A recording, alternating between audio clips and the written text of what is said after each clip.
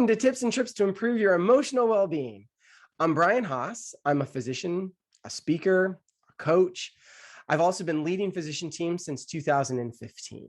I've been involved in speaking about the patient experience as well as physician engagement for the past several years. Joining me today is Terry Short of the Short Group. Welcome, Terry. I'm so happy to have you. Hey, thanks, Brian. I'm thrilled to join you. I think about the first time I ever saw you present and how contagious your passion is. Well, thank you so much for that, Terry. But before we get started, Terry, tell us a little bit about yourself and this Short Group, because I know you're doing really exciting work there. Yes, thanks. Well, I come to this place through lots of different experiences, a background in hospitality management, and then my own business for 15 years, and then background in healthcare, taking executive positions in healthcare. And so that's how you and I meet, which I'm thrilled about to this day. And from there, I segue back into my Short Group business, which has been consulting and coaching for decades, with those side steps into the corporate world, which really informed quite a bit. And I learn every day from my coaching clients.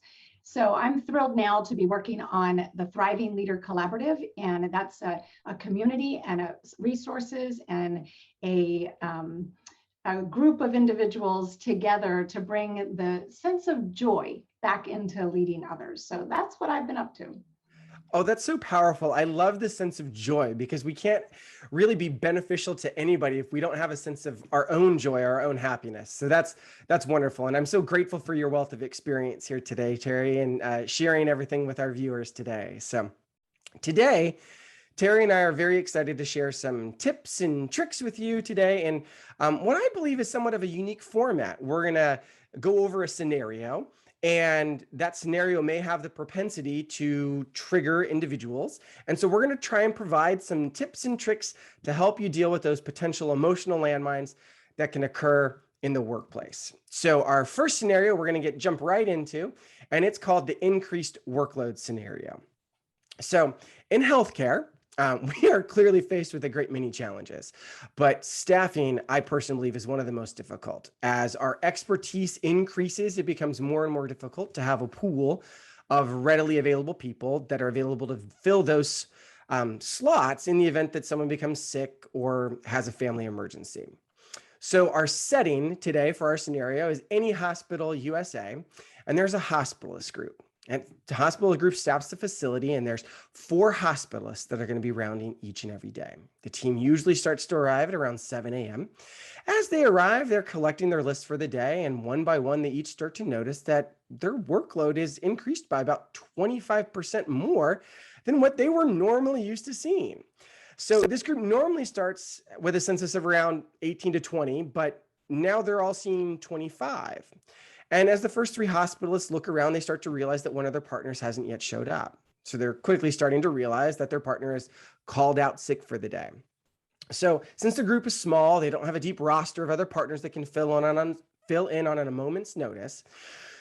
But unfortunately, the way the human psychology often works is that we're assuming the worst before we understand the underlying situation. So our first doctor blurts out, "How sick could they be? I actually saw them yesterday and they looked absolutely fine." Well, and of course, that creates a bit of awkward tension in the room. Dr. B and C are both equally frustrated with the increased workload as well. And so Dr. B says, "Gosh, I told my daughter that I was going to make it to her soccer game this evening. I guess that's not going to happen now." Dr. C chimed in and says, "This is the 6th time in as many months that Dr. D is called out. What the heck is going on?" So for the next 45 minutes, these 3 doctors will ruminate and stew on the increased workload.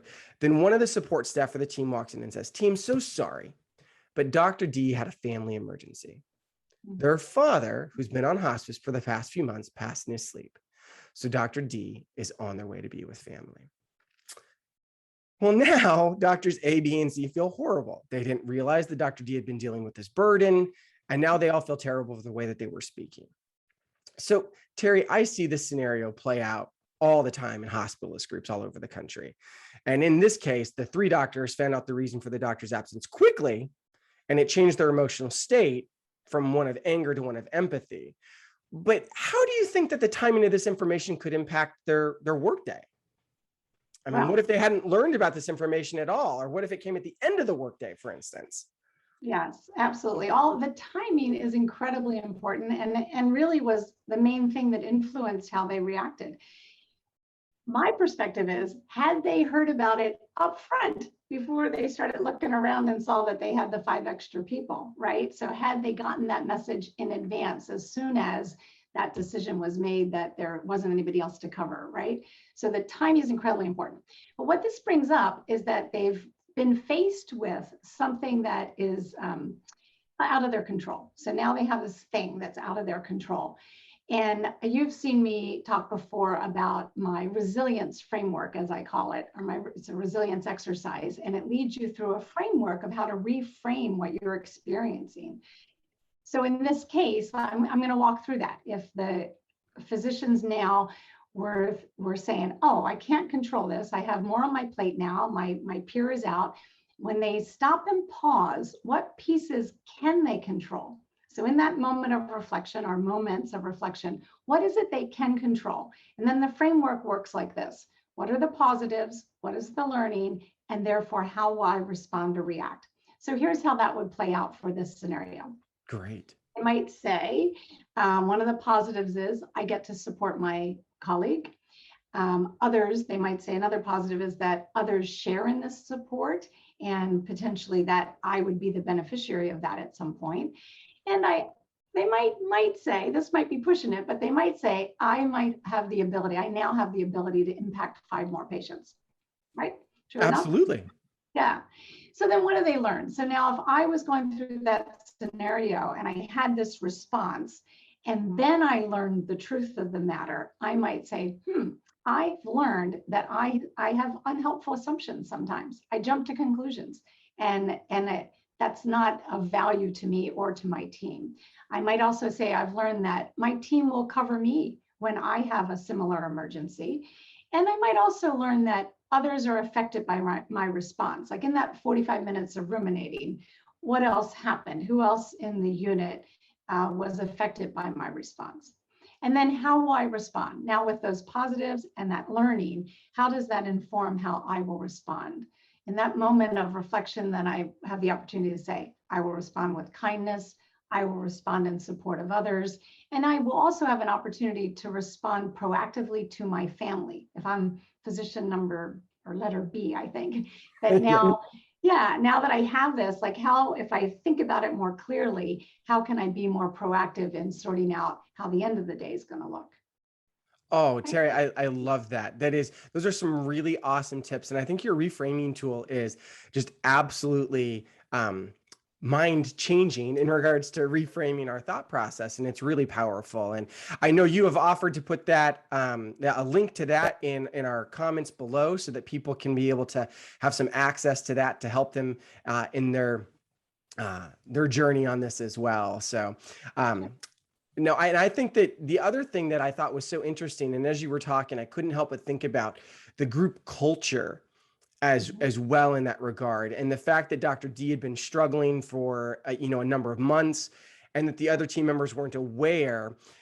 And it's great that they're going to maybe get the idea that now they're going to be able to have support, and that their team members are going to cover them, or that they're going to get to provide high quality care for other people, But I also think that the culture aspect there is going to be very important. And if we can create a welcoming culture and a culture that embraces the teamwork mentality, you could potentially mitigate some of those initial thought process. So again, I think that this group in particular may need to do an in-depth culture analysis to help them find some areas of improvement. And I look forward to talking about culture and change on some upcoming segments, particularly on how physicians can influence each of these and how they are also affected by each other as well too. So really wonderful.